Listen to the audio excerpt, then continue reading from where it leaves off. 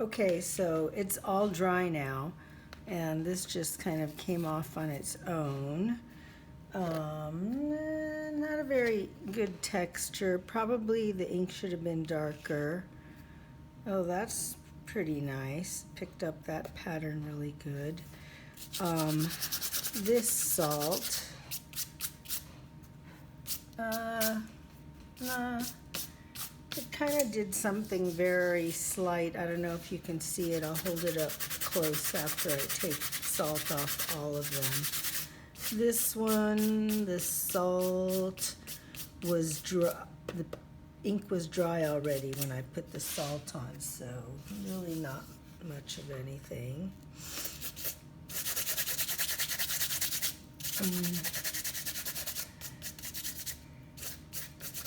This one, I think I did this one after I turned off the video with a different type of ink, because I know that depending on the ink you have, you're going to have different results. And this is my fountain pen ink, and although it's a permanent ink as well, it doesn't have the textural effects the same as this. So, sorry. Some water.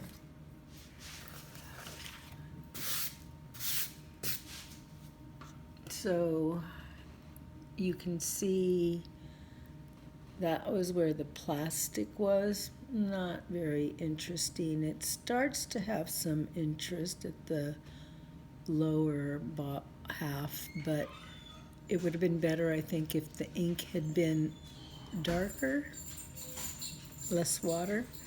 This one,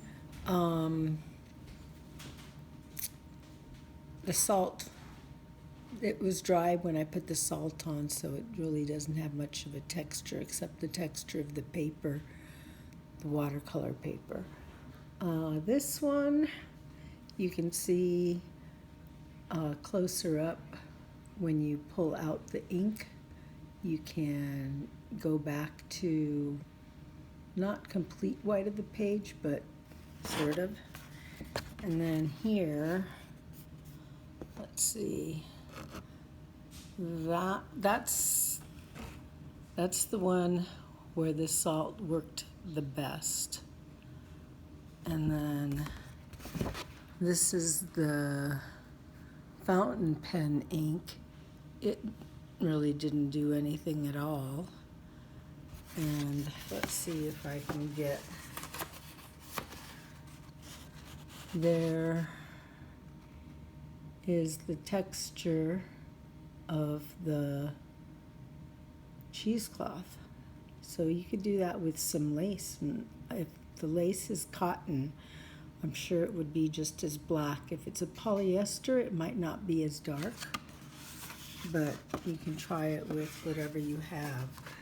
So I was going to show you a few more things with this page and the idea of washes, and that's that once it's dry, you can put layers on it. So let's take this one and treat it like a mini landscape. And I'm going to re-wet it. And I can put water on here, and none of the ink is going to go anywhere because it's waterproof ink. So once it dries, that's it. You can't take out more. So let's say, where's my little bottle of ink? I don't see it. I'll just use my fountain pen ink. This is my fountain pen ink, and I'll show you my fountain pen later because that's another option for drawing lines in your artwork. So I'm just going to take what's in the cap, and I'm going to say this is a landscape and there's a horizon line. Let me dilute this a little. I want it totally strong. Say there's a horizon line here,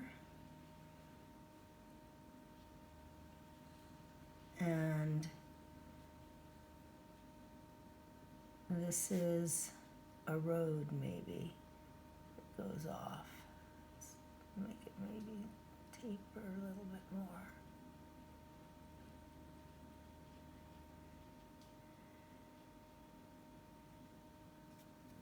So you can charge it with ink.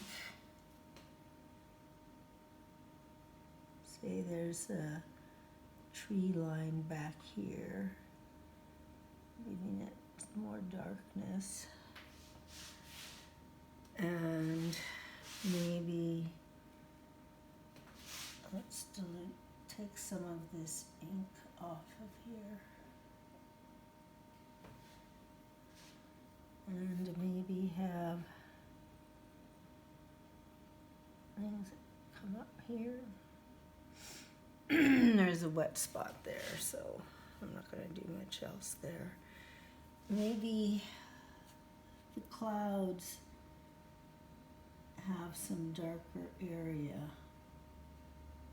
So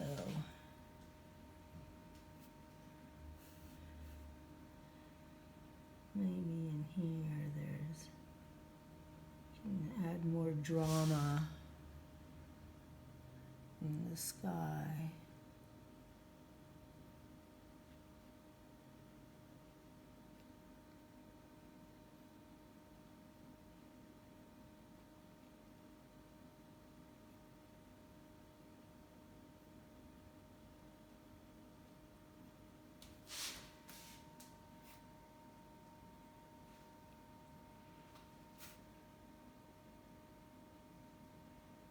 And remember, this is wet. That's why the ink is dispersing a little.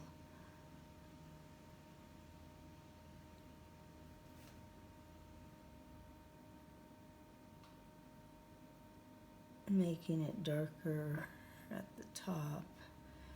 And again, if you wanted, you could go back and pull out. I'm going to use a napkin, and if I get it to a fine point, you know, you can try to dab out anywhere where you think you might have put it in more than you wanted to. Make adjustments. So it just kind of enhances what you started out with while it's still wet. I'm gonna make some of these darker. Add some, maybe there's some grasses or something growing here. And I'm not going to mess with it anymore, but maybe just give this a dark corner here. Maybe it's darkens as it goes back. So I just wanted to show you that you could work in layers, let it dry, add more. Although it's always good to preserve some of the white of your page. I wasn't planning to do this as a mini drawing, but it's just a very loose idea of a landscape to let you know how you can re-wet and again charge ink in without having harsh lines. But you can also just put in on top of dry, you can take a different value and you can add in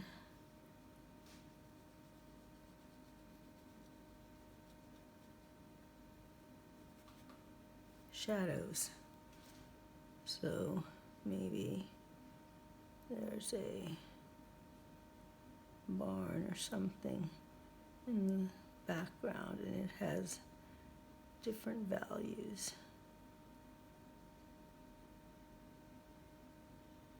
It's darker in the front, lighter over here.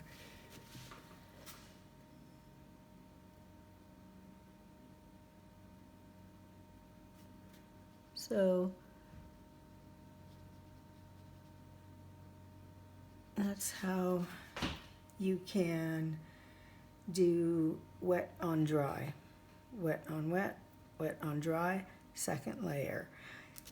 I left some blank space here, but you should fill this up, invent some of your own textures, and maybe make a note of what you did for me so that I can see what you did. And you're going to fill this side, and then when you flip it over, wait till everything that you've done here is dry, and then flip it over, and we're going to do line work. So I'm going to tape this down and see how it got a little wavy. That's from the moisture of the water, and that's why you always want to use watercolor paper. And not all watercolor paper is the same. The one thing that you want to make sure, even if it's not professional watercolor paper, which is usually 100% cotton, this is more cellulose, you want to make sure that it's 140-pound paper, because if it's not, it tends to buckle a lot. So anyways, this now what we're going to do is line work. Everyone got a Sharpie in their package, and if you didn't get a package and you have something like these, you can use these. This is a fountain pen. If you have something like that, that's also handy. Fountain pen, the traditional old style pen. If you have this type of dip pen, that's also good. And if you have none of those, then you're going to go outside and you're going to get a stick and use that end. We'll try both ends. But then I also got, where's that other stick? This. It looks like it has like a sharp end, and maybe I'm going to try that one too. Oh, you can't see them, sorry. This one is the sharp one, and then these just twigs. So you're going to use these as dip pens if you don't have a pen, another type of pen. But if I sent you this, you can also use that as part of your tests. So I'm going to move this so that you can see more. Now it's going to be at a weird angle. That's okay. All right, so one of the things that I wanted to say is I hope you haven't used it yet, only because I'm going to recommend that you use it very gently. If you press down hard, you're going to end up with a pen that tip that looks like this compared to this. So you want to make sure you don't end up with this. All right, so because if you do this, you can get a really thin line by just not putting a lot of pressure, just very lightly. And can get really thin, delicate line work.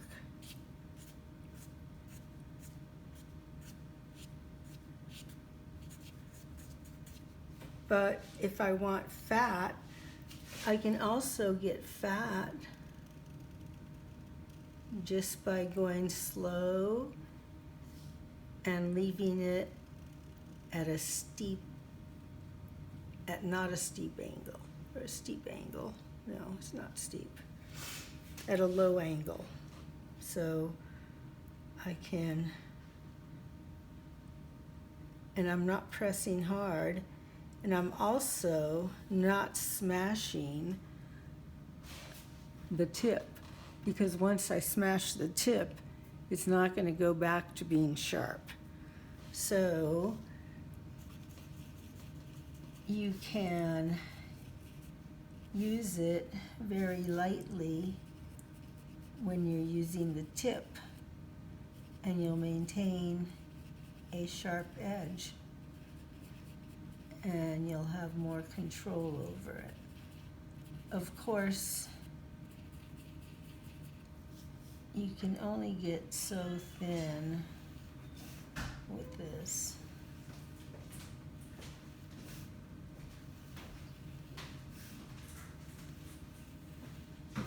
Still, that's pretty thin, and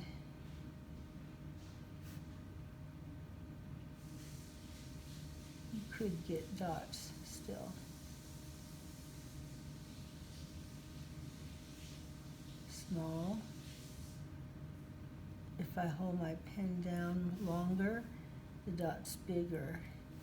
If you hold it sideways, you don't really get a dot, but you get a spot. So that's how you can use this pen. I don't think you need lessons in how to use a Sharpie. But also then there's, if you have micron pens, you can use these. The numbers are the different thicknesses. So your thickness is controlled by the pen you're using. It ensures that you have lines of varying thickness, but the drawback is that when you use a pen like this, you don't get any variation in the individual lines. It's all pretty much the same size. Maybe, you know, you can go slower and have it faster. It's pretty much the same line. So I'm not sure that you can change the thickness of your line when you're using these. But you can change, find the right cap. And this is the 8. That was the 08, the thickest one.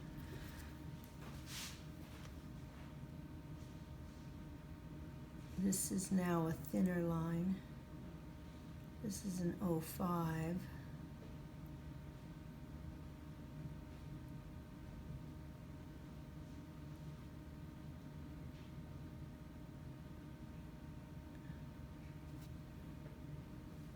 And then draw another line over here. See if you can see the difference.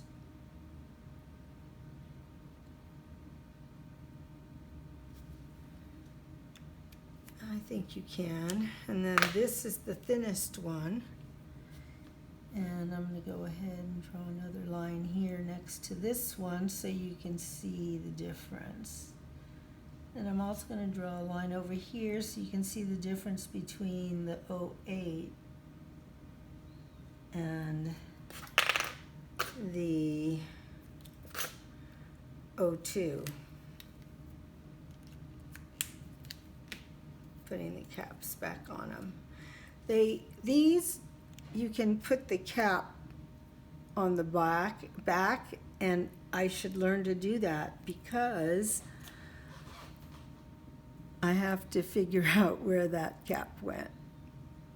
But tape will save it from drying out until that cap shows up. So I do recommend doing that.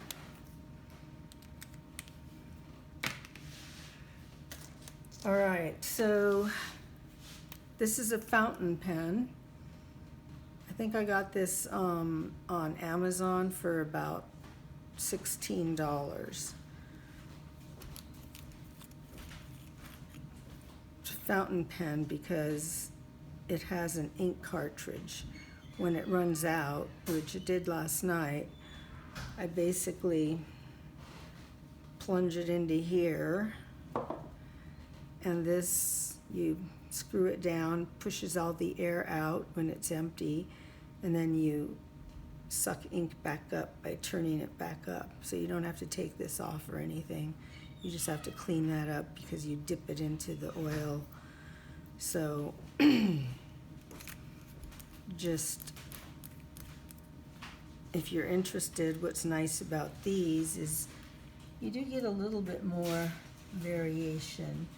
You can have it be fatter by going slow and a little more pressure, and then go thin. So like maybe you're doing something like this, and it gives a little bit more expressive line work than if you're using something that is only one thickness. Other ways are by using dip pens. I just pulled these out of the bag from last semester, so we'll see if they're still usable. This one looks like it wasn't cleaned at all. What happens is that the ink goes in between here, and then as you push, it creates a gap and they push. But as this ink dries, it creates inconsistencies, and then you get like a very not smooth line. So we'll see how they work. And basically, these are dip pens. And since my ink is a huge bottle, I'm going to just use my fountain pen ink to dip in. So these basically work just by dipping them, and you have to dip them so that you fill that little gap with ink. And then you can see how it really started with a heavy glob of ink. There's a big, huge glob of ink here. I think I would recommend having a piece of paper where you just kind of dab it so that you get rid of the big block of ink that comes out. Because see how this tip, it's kind of rounded. It's a global tip, so it's not flat. I had straight tips that just draw a line, but they were all gone. So I do have this flat tip, and it's going to draw a really flat line, and it looks like it's been cleaned, so we'll use it after this one. Oh, this has like a lot of ink in it. So you can have a lot of ink in it. They work better drawing down. If you go up, you're working against the system, so you can feel it dragging against the paper. So most of the time you want to be going down, like in calligraphy. That's a lot of the reason that you move your pen in different directions. I don't know calligraphy, I'm just making that up, but I know that they do, the direction that you mark is important. So that's what that one looks like. It's because of the rounded tip, it starts out with a rounded edge rather than a flat edge, and then it just draws a thick line. So I'm going to put this one aside, or I'm going to actually dry the tip, or grab this to take the tip off, because you buy this separately and then you buy your tips separately. And some of you might have these, and so if you have it and you don't know how to use it, it's basically by dipping. And you always want to clean the pen afterwards, because if it dries, it's going to harden in there and make it difficult for the ink to flow well to use the pen.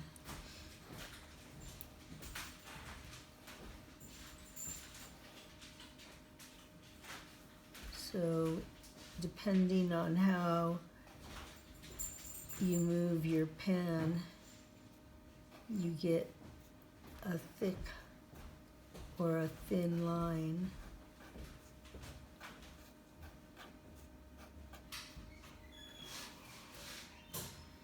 So I'm going to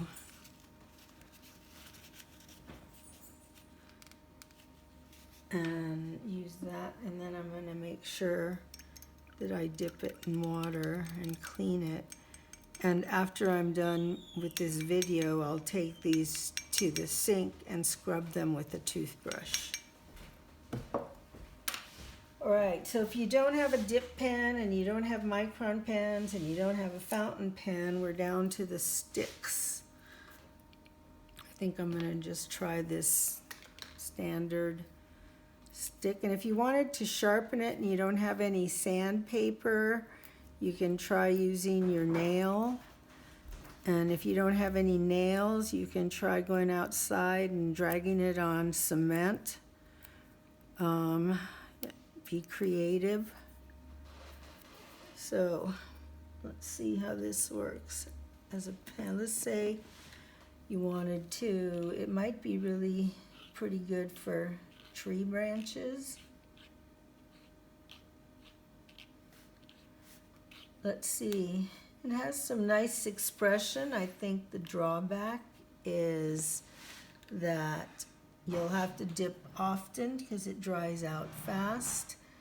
And I don't know how thin of a line you would be able to get with this. There's the thin line. Yes, you could. Yeah. So might be a little more practice and work. That was where there was already some water, so you can see.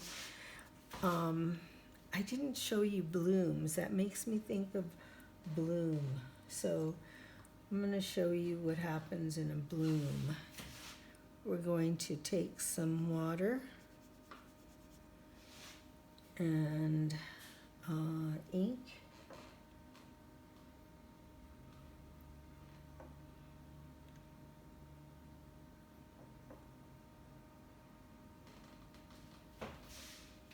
And put an excessive amount on the page.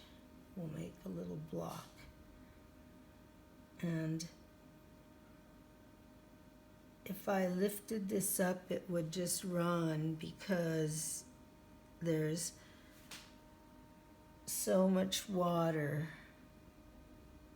that the only thing holding it in place is sort of the tension of the edge of the water.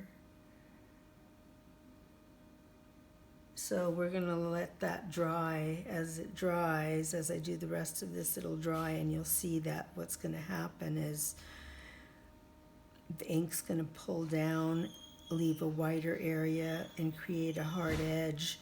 It kind of looks like a cauliflower, and it's referred to as a bloom in watercolor. Usually the inks do it too. We'll see. So let's try this other stick. And you can also use sticks even if you have pens, because maybe you want the more spontaneous nature. This one is more interesting, I think. So I'm putting a lot of pressure. Not only is this a different cut, the way that I ripped it off my orange tree, it's green, whereas this one, these were, they're still alive, but it's like dry wood on the outside, and so the ink dried up a lot faster, or it just has a different character. I think it's very nice. So if you don't have a pen, micron pens or a dip pen. You can make your own dip pen out of something that has a sharp tip. All right, so moving on. Where's my notes? Oh, right. The glass pen.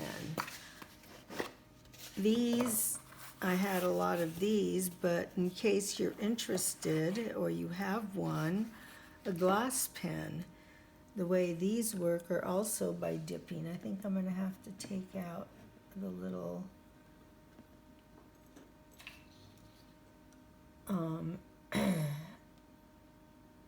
fountain pen helper. I spilled some over there. I'll get it later.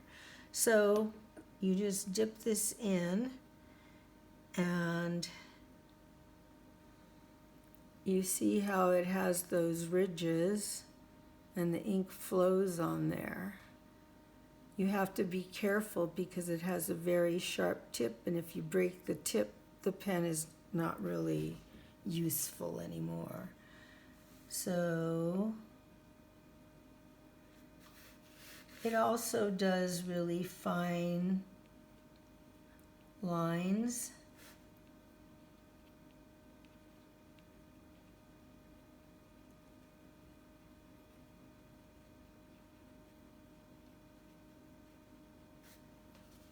And you can draw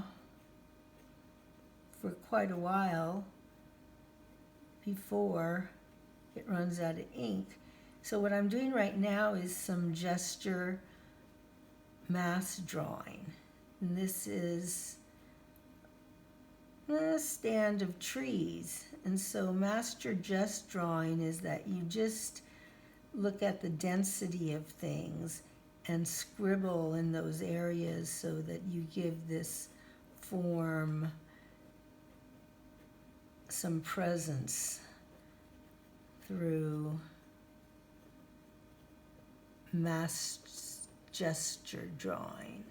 So you're sort of capturing the gesture of the tree without being that concerned about the details. But it's about the general form. I think I'm out of ink. All right. So, and part of it is because if I waited, I might still have ink. No. Oh, yep, see? Because I was drawing so fast, I didn't give it time to flow. So there's still ink on there. But master just drawing. So if you were doing something more deliberate, some sort of pattern, and you were going slow, your ink flow would last longer. So that's this. I'm going to rinse it in here. And rinsing it doesn't really clean it. You want to be careful because you don't want to bang the tip. Oh, okay, it cleaned it that time. So you have to just sort of gently whisk it around in the water and it'll come clean. And then I'm going to pat it on this sponge very gently, but not even the tip. And if I was going to continue using it and I just wanted to put it down even just for a minute, I would put it back in the box that it came in because it protects the tip. I would put it in that way so that protects the tip. And that's, I think I bought that for about $5, $6 on Amazon. They're inexpensive. You can pay more, get them faster, but I had to wait about a month for those to come. So I just thought I'd show that since I had them, and you might be interested. So, stipple technique. I probably should have showed that in the last section, textures, but we'll do that now. So, I prepared, oh no, well, I didn't prepare this one. I prepared a different one. I'll show that one in a minute. But what I'm going to do to prepare this stencil,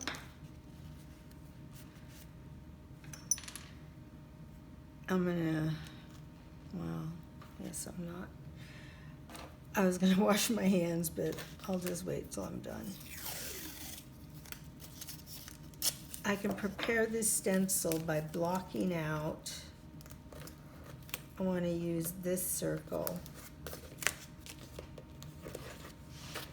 So I want to block out these areas so that when I use the stencil, it only goes in that area.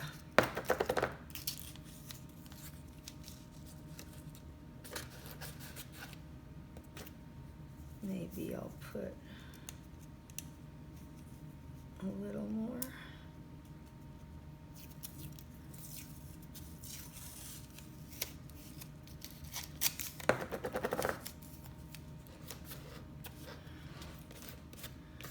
Okay, so I ruined my bloom. All right, so we'll see if it blooms. We'll just create a new one right now.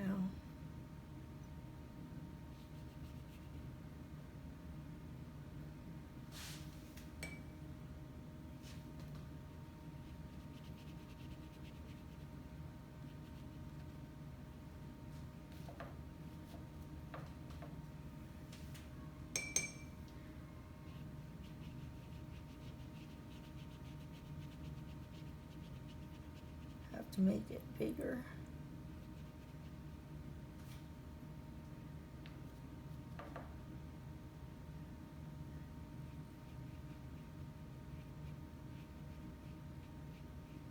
So we'll see if that turns into a bloom before. This might still turn into a bit of a bloom. So back to the stencil. All right. Gonna put the stencil here, trying to avoid both of those actually.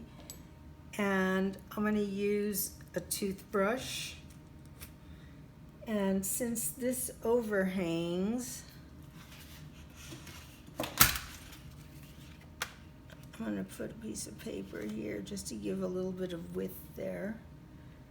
And I'm gonna take some of this darker ink that I have over here.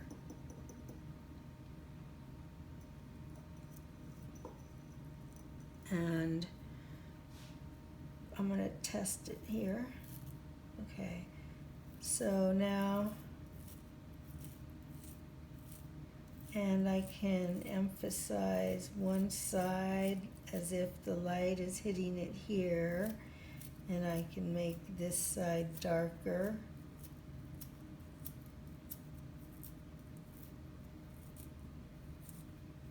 Getting closer makes it not go so far.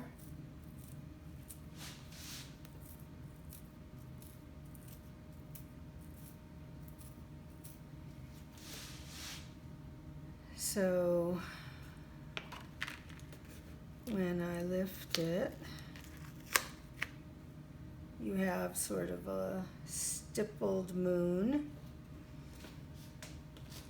And then I prepared this one already, and you can overlay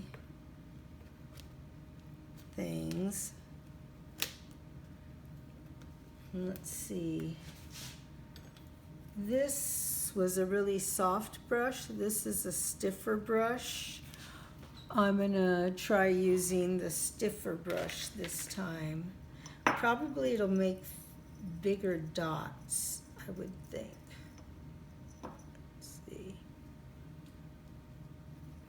sure I picked up enough.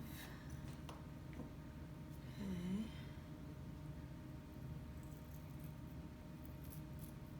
It is bigger dots. I hope it doesn't bleed under the stencil. We'll see. Now, you have to be willing to give up the stencil or wipe it off right away before the ink dries, because this is permanent ink. You can also make your own stencils by cutting a stiff paper, some cardstock,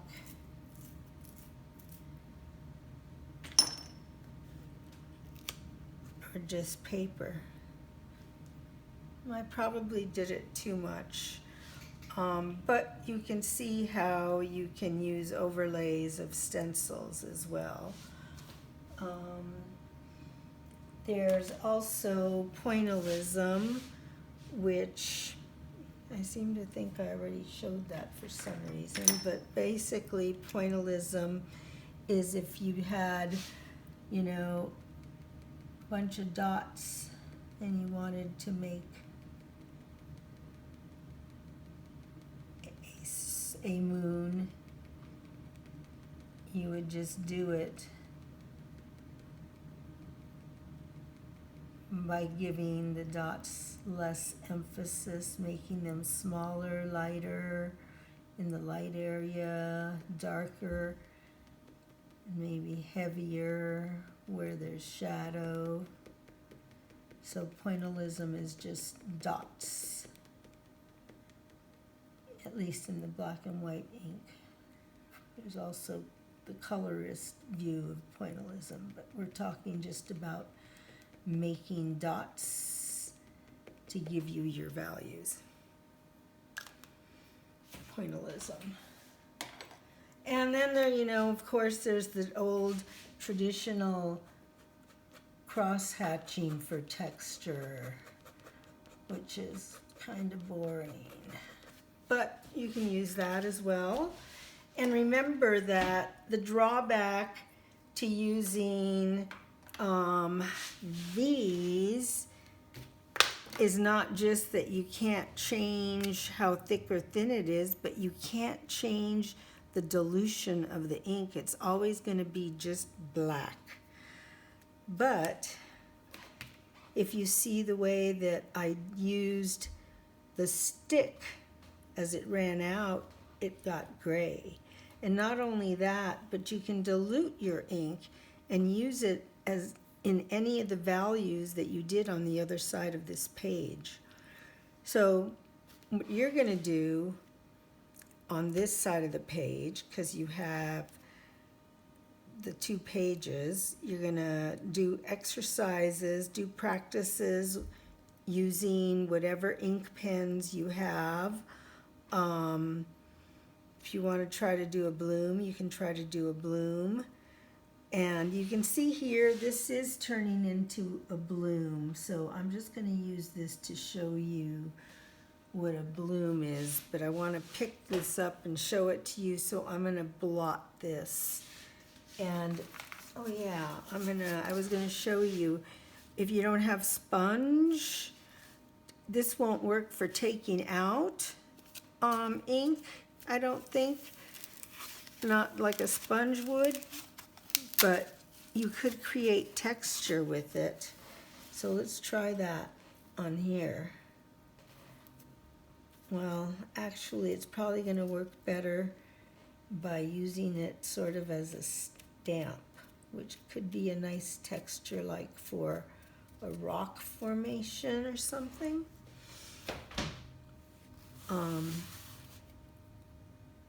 Ocean spray, the white part. This was a lighter. So, but I did want just to remove some of this ink so that when I pick it up, it doesn't all just go everywhere.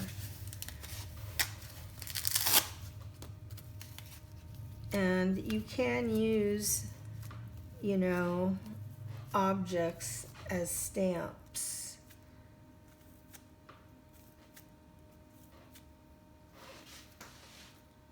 So when you're doing these practices, you don't want to like fill your page with one thing. Show me a variety of things that you can do. I'm going to show you now what the bloom is. And that excess water, basically, let's see, yes, here, the water pooled gives you a hard edge right there, also in here, and then it also happens, hope I'm showing you, it's over here, and also over there. Oh, it's still wet there. All right.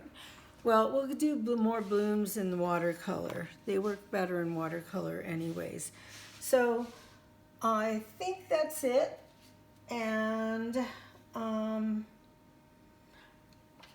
good luck with the assignment.